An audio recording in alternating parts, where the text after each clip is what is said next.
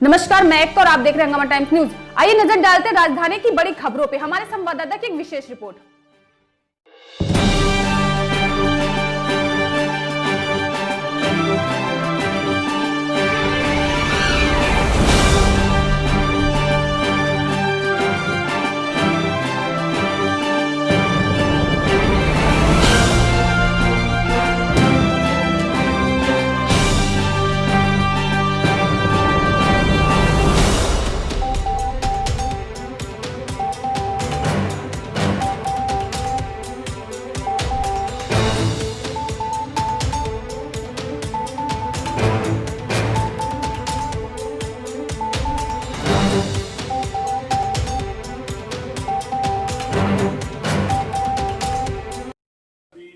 आए हुए अतिथिगण और पदाधिकारी को हमारा जय हिंद। जो बात हमने कहनी थी वो तो हम पहले कह चुके, लेकिन हमारे विद्याभूषण जी ने हमें बुलाया तो आना तो पड़ेगा। तो आज की जो हमारी बैठक है समापन की ओर है, उसमें जो भी हमारे पदाधिकारी, राष्ट्रीय महासचिव, ये विंग के राष्ट्रीय अध्यक्ष, प्रदेश अध्यक्ष ने जो भी बातें कही और जिस मुद्दे पे हम आगे अग्रसर हैं, कुछ लोग राय साहब हैं, डॉक्टर साहब हैं, ये अपने गुप्ता जी हैं, अच्छे से विदा लेता हूँ। जय हिंद, जय भारत।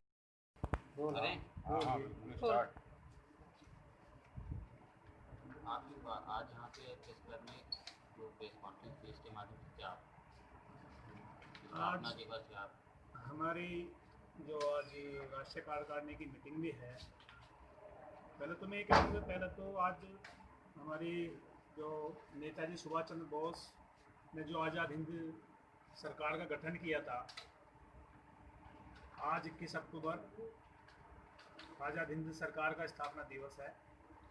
और आज जो हमारी पार्टी काम कर रही है वो नेताजी सुभाष चंद्र बोस के आदर्शों को लेकर के आगे बढ़ रही है।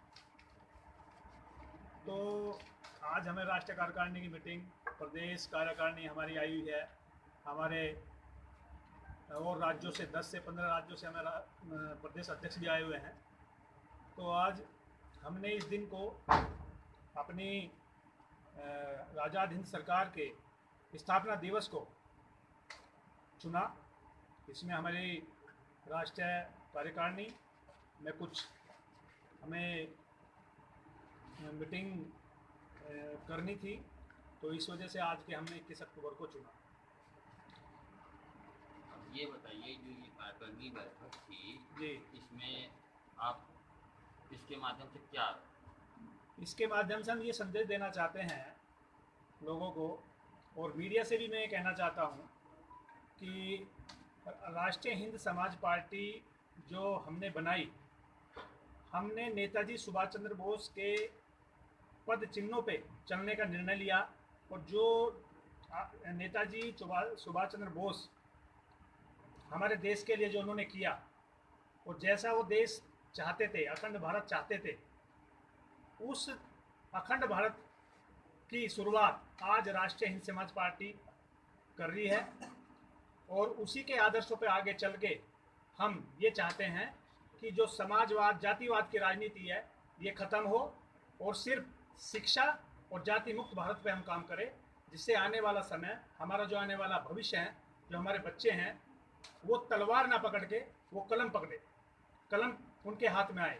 शिक्षा एक ऐसी चीज़ है, और अगर हमारे भविष्य जो युवा हैं, आने वाले जो युवा हैं, ये कोई भी, अगर हर एक आदमी शिक्षित है और वो अपने मौलिक अधिकार, अपने जन अधिकार जानता है, तो वो किसी के भी सामने जाके खड़ा हो सकता है।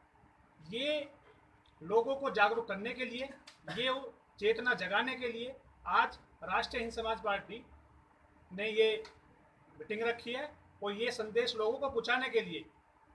विधानसभा चुनाव में आप कितने सीटों को प्रत्याशी उतारेंगे और क्या एजेंडा है? विधानसभा चुनाव में हम 2022 में पूरे 403 विधानसभाओं पे हम चुनाव लड़ेंगे, और मैं उपचुनाव में भी 3 प्रत्याशी मैंने मैदान में उतारे थे। आपका मुख्य मुद्दा क्या होगा? मुख्य मुद्दा है हमारा शिक्षा युक्त भारत, चिकित्सा युक्त भारत और जाति मुक्त भारत। देश में इस वक्त जो अराजकता का माहौल फैला हुआ है, दिन औरतों पर दुनिया बलात्कार इस तरह घटना हो, तो उसके बारे में क्या कहना चाहते हैं? देखिए, कहीं ना कहीं आज जो हमारी प्रदेश सरकार है आज फेल है, लॉ एंड ऑर्डर बिल्कुल ख़त्म है। उसको महिलाओं पे आज इतने अत्याचार हो रहे, पहले अब से पहले भी ऐसे काम होते थे, गवर्नमेंट गिर जाती थी, लेकिन आज लोकतंत्र में कहीं ना कहीं दबाया जा रहा है। हर समाज को, हर वर्ग को, मीडिया को भी, मैं तो ये कहूँगा मीडिया को भी दबाया जा रहा। जब हाथरस कांड में मीडिया को नहीं जाने दिया तो बताइए मीडिया की क्या वैल्यू रहेगी। तो कहीं ना कहीं लोकतंत्र का हनन हो रहा है यहाँ आज के समय में।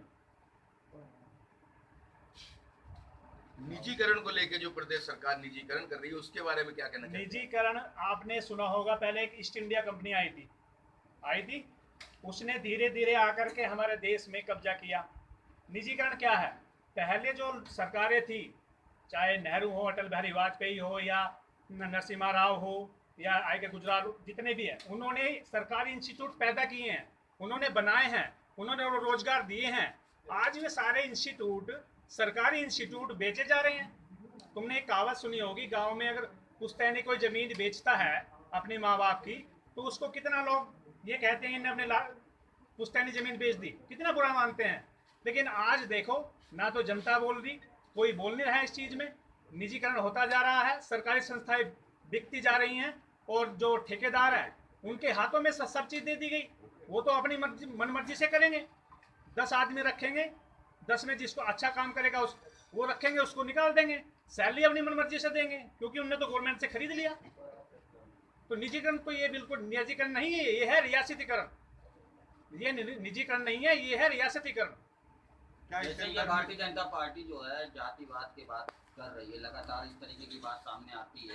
अल्पसंख्यक जैसे मान लिया अल्पसंख्यक का साथ ये सब बातें आ रही है सामने, इसमें क्या कहना है आपका?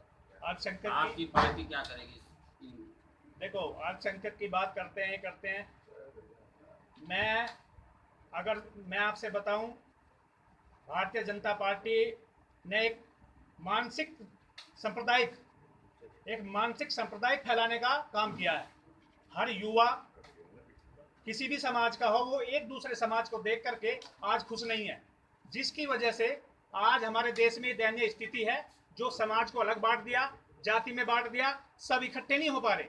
जिस दिन पूरा समाज इकट्ठा हो जाएगा, उसमें चाहे बीजेपी हो, चाहे कांग्रेस हो, सपा हो, बसपा हो, कोई नहीं रह पाएगा। ये जनता की सरकार होगी, ये आम आदमी की सरकार होगी। अब आज हम अपने आम आदमी को बोले नहीं जा रहा, कहीं खड़े नहीं हो पा रहा, वो कोई सुन नहीं रहा उसकी। आज रोटी कपड़ा मकान पार्टी क्या करना करेगी इस पे? मेरी पार्टी ये करना चाहती है, राष्ट्रीय हिंद समाज पार्टी, मैं बताऊं, पहले तो एक मिशन है, राष्ट्रीय हिंद समाज पार्टी एक मिशन है, हम उस मिशन के तहत काम कर रहे हैं। और मेरी पार्टी ये करना चाहती है, जो गरीब मजदूर किसान दबा कुचला, हम उनको शिक्षित करना चाहते हैं। सबसे पहले जिस दिन मेरा से शिक्षित हो जाएगा मेरा देश, शिक्षा निःशुल्क, हम इसलिए अभियान चलाया, चिकित्सा मुफ्त का अभियान हमने इसलिए चलाया, जिस दिन हमारा देश का हर एक नागरिक शिक्षित हो जाएगा, उसे किसी दलाल की जरूरत नहीं पड़ेगी। आज थाने में भी जाता है कि मेरा आम आदमी, एक मेरा गरीब आदमी, वो जाके थाने में देखता है कोई ठेकेदार खड़ा है बाहर, मैं जो एसओ के सामने चला जाऊं। ऐसा क्यों? आज भी हम गुलाम है मानसिकता के। वो इसलिए है कि हम शिक्षित नहीं है, हमें अपने अधिकारी को पता नहीं है। तो आप किस तरह से जागृत करेंगे लोग? ये हमारा अभियान चला हुआ, हमने अभियान चलाया है, हम बूथ लेवल से, एक गरीब आदमी से, हम किसी ऊपर लेवल से काम नहीं कर रहे, हम बूथ लेवल से काम कर रहे हैं, लोगों को जागृत कर रहे हैं धीरे धीरे, और लोगों की समझ में आ रहा है, लोगों की जरूरत है शिक्षा, चिकित्सा, रोटी और कपड़ा मकान। जातिवाद पे वोट नहीं मिलेगी। अब हिंदुस्तान पाकिस्तान बहुत हो लिया, अब ये नहीं चलेगा। राष्ट्रीय हिंद समाज पार्टी एक क्रांति है, और ये क्रांति लाकर रहेगी। बिहार का चुनाव है, क्या बिहार में भी प्रत्याशी उतार रहे हैं क्या? बिहार में अभी प्रत्याशी हम बिहार में नहीं उतार रहे। अच्छा, उपचुनाव में कौन कौन लोगों को उतारा, कहाँ से? हमने उपचुनाव में बागरमऊ में अपने वीर बहादुर रावत को उतारा। और मैं आपसे बता दूं, पासी समाज की 58,000 वहाँ वोट थी, पासी समाज को किसी ने टिकट नहीं दिया था, हमने वहाँ टिकट दिया। वहाँ पे हमारे मुख्यमंत्री जी जाते हैं, दिनेश शर्मा जी वहाँ हैं, डॉक्टर महेंद्र कैबिनेट मंत्री वहाँ चुनाव प्रभारी हैं, हमारा टिकट कैंसिल कर दिया गया, जबकि हमारे टिकट में कोई कमी नहीं थी। ये कह दिया डीएम ने भी आपका टिकट नहीं होगा, बताइए। उसके बाद दूसरा टिकट हमारा घाटमपुर से हुआ कैंसिल, जहां 1.5 लाख वोट वाल्मीकि की है। हमने वहां वोट दिया, उसको टिकट दिया वाल्मीकि को, वहां भी हमारा टिकट कैंसिल कर दिया गया। एक टिकट इसमें किसको दोषी मान रहे हैं? हाँ जी, इसमें मैं दोषी मानता हूं चुनाव आयोग को, जो चुनाव के अधिकारी हैं वहाँ, जिन्होंने डीएम है या रिटर्निंग ऑफिसर है, वो अपने दिमाग से, अपने जमीर से काम नहीं कर रहे। वे दूसरों की कठपुतली बन के काम कर रहे हैं। किसकी कठपुतली बन के काम कर रहे हैं? वे सरकार की कठपुतली बन के काम कर रहे हैं। आप सीधे से सरकार को दोषी मानते हैं, आपका टिकट कैंसिल हो, सरकार दोषी है। आज हमें प्रूफ नहीं मिला ना। जब डीएम वहाँ कहता है कि आपका टिकट कैंसिल होगा, आप मेरी बात समझो, हमारा वकील वहाँ बाकायदा भिड़ गया, लड़ाई हुई। मतलब आपको लिखित में कोई कारण नहीं दिया गया? लिखित क्यों में आपका टिकट काटा गया? हमें कोई कारण नहीं दिया गया। क्यों आपका मतलब निर्वाचन निरस्त किया गया? और हम हाई कोर्ट जाएंगे, दोनों सीटों पे हम हाई कोर्ट जाएंगे, चुनाव से जवाब मांगेंगे, जो रिटर्निंग अफसर थे वहाँ पे, जो अधिकारी था, उससे भी जवाब मांगेंगे, आरटीआई डालेंगे हम। दूसरा कैंसिल हुआ हमारा घाटमपुर का, नौगांव का एक मेरा, अमरोहा जिले नौगांव सादात पे एक टिकट मेरा बचा। वहाँ पे भी मुझे डीएम रात को 11:30 बजे फ़ोन करता है, बोला आपका रजिस्ट्रेशन यूपी में है। तो ये बताइए, राजनीतिक पार्टी का रजिस्ट्रेशन यूपी में होता है या इलेक्शन कमीशन ऑफ इंडिया में होता है? तो ऐसे ऐसे सवाल किए जा रहे हैं हमसे। मैंने कहा डीएम साहब, मैं तो, आप मेरी परीक्षा ले रहे हैं क्या? मैं 15 राज्यों में काम कर रहा हूँ, मैं राष्ट्रीय अध्यक्ष हूँ, मुझे कोई कानून नहीं आता, ये मुझे तो पता नहीं उसके है। बाद भी तो निर्दलीय तो खड़ा कर सकते थे वो।